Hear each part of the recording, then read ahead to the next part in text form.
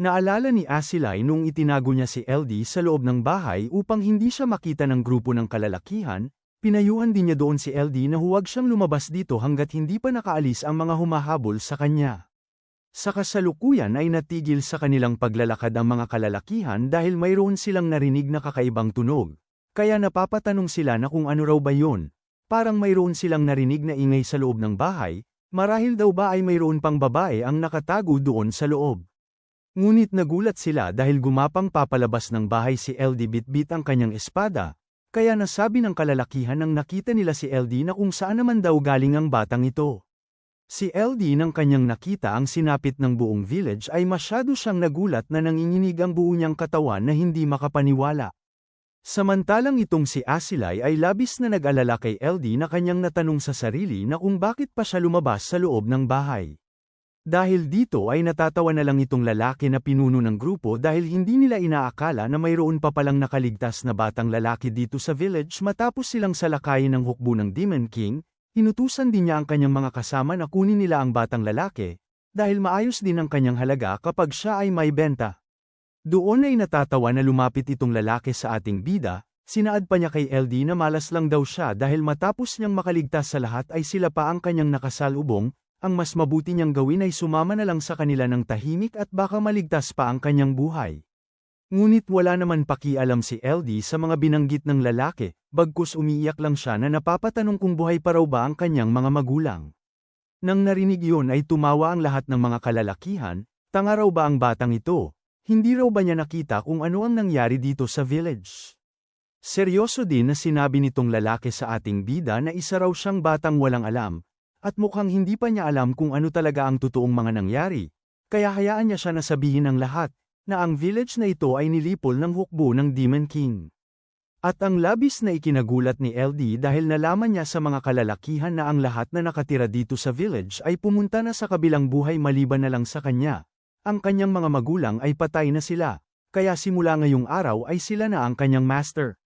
Hindi naman nagustuhan ni LD ang lumalabas sa bibig nitong lalaki kaya agad niya itong inatake gamit ang kanyang espada. Dahil dito ay tumahimik ang lalaki dulot ng isa lang na hampas ng espada ni LD ay naputol ang leeg ng lalaki. Ang ibang kasama ng lalaki na pinatay ni LD ay hindi sila makapaniwala, ano raw ba ang nangyari? Ihanda na raw nila ang kanilang mga sandata at agad patayin ang batang lalaki. Makikita si LD na seryoso niyang tiningnan ang mga kalalakihan habang hinahanda ang kanyang sarili. Subalit mayroong masamang nangyari dahil nahihirapan na si LD na kanyang itaas ang kanyang espada, at nagtataka din siya kung ano daw ba itong nangyari. Nang napansin ito ng mga kalalakihan ay masyado silang nabigla na masyadong nagtataka, dahil inaakala nila na ang espada ni LD ang dahilan kung bakit napatay ng ating bida ang isa nilang kasama. Kaya natanong nila na posible daw ba na isang magic sword ang hawak-hawak ng bata. Nagtanong naman itong isa na kung totoo raw ba na mayroong makikitang magic sword sa ganitong lugar, sumagot ang isa na ang village na ito ay sinalakay ng hukbo ng Demon King, kaya hindi na nakapagtataka na mayroong naiwan dito na kagamitan ng hukbo ng Demon King na ang magic sword. Muli na namang nagtanong ang isang lalaki na kung sulit daw ba ang magic sword kung kanilang may benta. Pero natigil ang dalawa sa kanilang pag-uusap dahil itinutok ng kanilang pinuno ang kanyang espada dahil malinaw naman daw na isang magic sword ang kanilang pinag-usapan. Sabay inutusan niya ang dalawa na kunin nila ang espada na hawak-hawak ng bata, kung ang isang hamak na batang lalaki ang nakakawasiwas nito nang may ganoon kalakas na puwersa ay siguradong isa itong pambihirang artifact, alam naman daw nila kung ano ang mangyayari kung sino ang magtatangkang itakas ang espada. Sa babala ng pinuno ng mga kalalakihan ay nakaramdam ng takot itong tatlo dahil kapag hindi nila susundin ang utos ng kanilang pinuno ay tiyak na mamamatay sila. Dahil dito ay sabay-sabay nang tumakbo ang tatlong lalaki upang kanilang salakayin ang ating bida at kunin ang hawak-hawak niya na espada. Si Asilay ay kinakabahan sa maaring sapitin ni LD kapag sabay umatake ang tatlo, kaya sinigawan niya ang ating bida na magmadali na siyang tumakbo upang tumakas. Sa isip-isip naman itong matabang lalaki na isa raw tanga ang kanilang pinuno, hindi raw niya ibibigay itong magic sword ng bata kapag kanya itong makuha.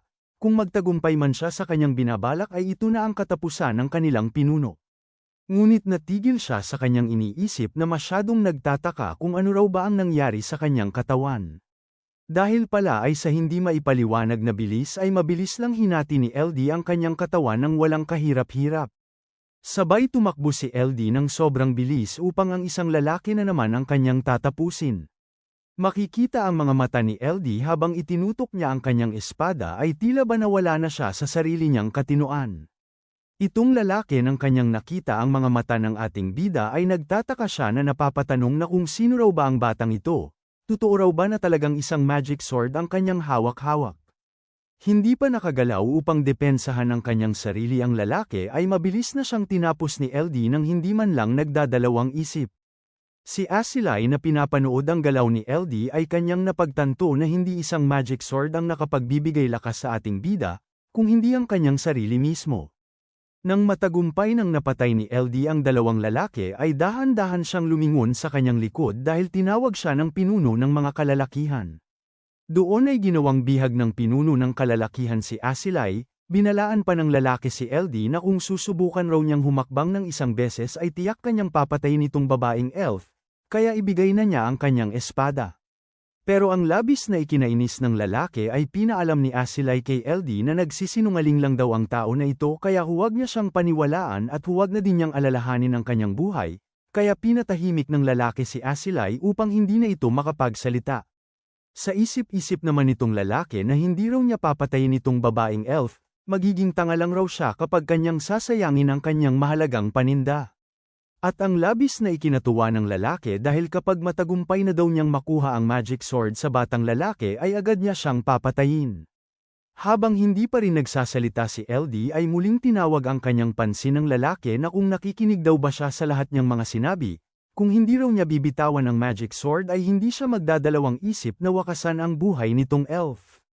Dahil dito ay hinanda ni LD ang kanyang sarili upang ihagis sa lalaki ang hawak-hawak niya na espada. At nang tuluyan na itong inihagis ni LD sa itaas ay hindi maalis ang tingin ng lalaki sa espada dahil sabik na niya itong makuha. Upang mapasa kanya ng mga kamay ang espada ay agad na binitawan ng lalaki ang kanyang pagkakahawak kay Asilay. Sabay tumakbo siya nang mabilis na kanyang minumura si LD dahil isa raw itong tanga. Nang tumalon na ang lalaki upang kunin ang espada ay masyado siyang natuwa, dahil masyado raw siyang maswerte ngayong araw. Nakuha raw niya ang babaeng elf at itong espada at wala na din siyang kahati dahil patay na ang lahat niyang kasamahan, ang lahat ng ito ay mapapasakan niya. Ngunit nang nasa kamay na ng lalaki ang espada ay labis siyang nagulat dahil doon lang niya nalaman na isa lang pala raw itong ordinaryong espada, pero wala siyang kaalam-alam na si LD sa kanyang itaas ay naghahanda na upang tapusin na ang kanyang buhay. Sa ilang saglit ng matagumpay nang napatay ni LD ang lahat ng mga kalalakihan na humahabol kay Asilay ay umupo siya sa lupa na hinahabol ang kanyang hininga. Doon ay nag-ipon siya ng hangin sa kanyang bibig, at sabay sumigaw siya ng malakas sa sobrang inis, dahil inaakala niya na mamamatay na talaga siya. Ano raw ba ang kasalanan niya upang kanyang maranasan ang lahat ng ito? 8 taon pa lang daw siyang nabubuhay. Tapos sinalakay na sila ng hukbo ng Demon King ang kanilang village. Nakikinig din si Asilay sa mga pinapalabas na saloobin ni LD dahil doon lang din niya malinaw na nalaman na talagang hindi magic sword ang ginamit na espada ni LD. Pinaniwala daw ni LD na isang magic sword ang kanyang ginamit, sa pamamagitan ng napakalakas na pisikal niyang lakas. Ginamit daw ng batang ito ang panlilinlang ng kalaban upang makalikha ng pagkakataong malihis ang atensyon ng kanyang kaharap. At mabilis niyang hinugot ang isa pang espada mula sa bangkay ng bandido na kanyang pinatay, sa kanya raw paghusga ay ang mga katangian ng batang ito ay hindi nararapat sa isang pangkaraniwan na bata. At napapatanong din si Asilay habang hindi maalis ang kanyang tingin kay LD na kung sino raw ba talaga ang lalaki na ito. Doon ay lumapit si Asilay kay LD na nagtanong na kung bakit niya niligtas ang kanyang buhay. Sumagot si LD kay Asilay na wala naman talaga siyang intensyon na iligtas ang kanyang buhay. Ngunit ang lugar kung nasaan sila ngayon ay ang village kung saan siya nakatira. Ayaw lang niya na walang gawin at manood na lang. Hindi raw niya hahayaan na ang mga bandido na ito ay lalo pang wawasakin ang kanyang village. At nagulat din si Asilay dahil tinanong siya ni LD na kung tama ang kanyang pagkakaalam ay isa siyang mage. Wika pa ni LD kay Asilay na kanina ay narinig niya ang pag-uusap ng mga bandido, at doon niya nalaman kung ano ang totoo. Dahil dito ay wala nang ibang nagawa si Asilay kung hindi aminin kay LD na isa talaga siyang elf mage. Sa pag-amin ni Asilay ay ngumiti si LD dahil ngayon lang daw niya napagtanto na mukhang mayroong Diyos na umiiral. Sabay inabot ni LD ang isang bilog na bagay kay Asilay na kanyang iminungkahi na kung paano na lang raw kaya na mangako silang dalawa ng kasunduan. Nang nakita ni Asilay ang bilog na kulay asul na nasa kamay ni LD ay labis siyang nagulat dahil kanya itong nakilala. Pinaalam din ni LD kay Asilay na bilang kapalit ng kanilang kasunduan ay papalayain niya siya sa loob ng 8 taon. Hanggang siya ay hindi pa wastong gulang ay dapat na mananatili muna siya sa kanyang tabi. Dahil sa ngayon ay wala siyang mga magulang at kung sino man ang maasahan sa kanyang buhay. Hindi raw siya makakapamuhay sa nayon na ito, at isa pa ay malapit na ang taglamig, at gusto pa niyang mabuhay. Kinakailangan na siya ay makasurvive sa buhay niya ngayon kahit ano pa man ang mangyari. Sa kasalukuyan ay nagulat si LD dahil mayroong tumawag sa kanyang pansin. Ito ay ang lalaki na kakilala ni LD, tanong pa niya kay LD na ikinainis ng ating bida dahil agad itong umakbay sa kanya, na parang mayroon raw siyang malalim na iniisip, kaya lang daw siya lumapit dahil gusto niya na silang dalawa ay mag-usap. Idinagdag pa ng lalaki sa ating bida na kanyang nabalitaan na nakipag-away daw si LD sa mga batang ulila, at dahil doon ay napag-alitan siya ng husto ng kanyang ate, tanong naman ni LD sa lalaki na kung paano naman niya nalaman ang ganoon na balita.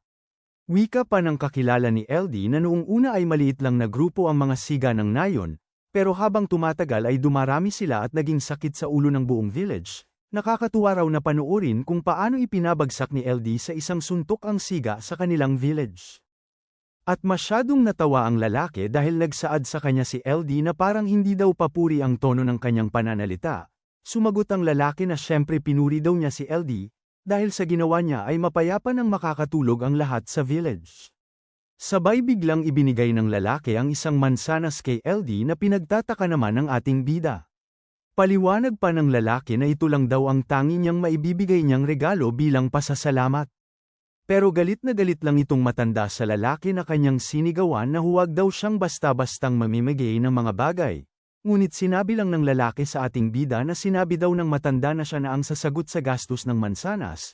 Sumagot ang matanda sa lalaki na huwag daw siyang masyadong umastang napakabait matapos niyang ipamigay ang paninda na hindi sa kanya. Ayon din ng lalaki na huwag siyang masyadong kuripot, nang dahil daw kay LD ay hindi sana siya makapagnegosyo dito ng mapayapa. Si LD na nakikinig sa pagtatalo ng dalawa ay wala siyang masabi kung hindi ang ngumiti. Ngunit muling natuon ang pansin ni LD sa kanyang unahan dahil mayroong tumawag sa kanyang pangalan. Nang nasa harapan na ni LD ang lalaki na dumating ay hingal na hingal ito na tila ba mayroong masamang nangyari. Naalala din ni LD ang lalaki na ito na kasama doon sa mga ulila na kanyang tinulungan na makahanap ng matitirhan. Kaya tinanong ni LD ang batang lalaki na kung mayroon raw bang problema. Kwento pa ng batang lalaki sa ating bida na mayroon daw mga kainahinalang lalaki na dumating upang dukutin ang kanyang kasama. Nang narinig yun ay naging seryoso si LD na masyadong nagulat at hindi makapaniwala. Naisip din ni LD na kung paano na lang raw kaya na ang mapayapang pamumuhay dito sa village ay bigla na lang maglaho, at ang maririnig na lang sa buong lugar ay ang tunog ng banggaan ng espada at ang mga nasusunog sa paligid. Kahit gusto daw niyang kalimutan kung ano siya noong nakaraan niya na buhay ay hindi pa rin niya ito magawa, ang pagkawala ng lahat sa kanya sa isang iglap nang wala man lang siyang nagawa ay isang nakakakilabot na alaala. Mula ng araw na yun 3 taon ang nakalipas ay naging pangalawa niyang tahanan ang nayon ng Agwan, at ang higit sa lahat dito ay naging pinakamahalaga sa kanyang buhay si Asilay. Hindi raw niya hahayaan na mawawala sa kanya ang mga mahal niya sa buhay, subukan lang daw nilang galawin si Asilay kahit isang daliri ay tiyak na mananagot ang mga tao na gumawa nito. Doon ay seryoso na tinanong ni LD ang batang lalaki na kung saan ngayon ang mga tao na gustong mangkidnap. Sa kabilang banda makikita itong babae na pinapaligiran na ng mga kalalakihan, sinaad pa nila sa babae na sumama na lang siya ng tahimik sa kanila. Pero sinigawan lang sila ng babae na kung sino raw ba talaga sila, ano ang kanilang kinakailangan bakit nila siya gustong kunin. Pero tinawanan lang siya nitong mga kalalakihan dahil mayroon daw silang nakuhang impormasyon tungkol sa kanya. Bigla naman na nagsalita itong nakabalabal na marahil ito na ang babae na kanilang hinahanap dahil tugma ang kanyang buhok sa inilarawan sa impormasyon na kanilang nakuha, Pero wala man lang siyang naramdaman o kagandahang asal mula sa kanya. Paliwanag naman itong lalaki sa harapan na masusi raw nilang inimbestigahan ang babae na ito. Siya lang ang nag-iisang babae ang tumutugma sa impormasyon na ibinigay ng Panginoon, na mayroong pulang buhok at 16 na taong gulang, kaya hindi sila nagkakamali na ito na talaga ang babae na kanilang hinahanap.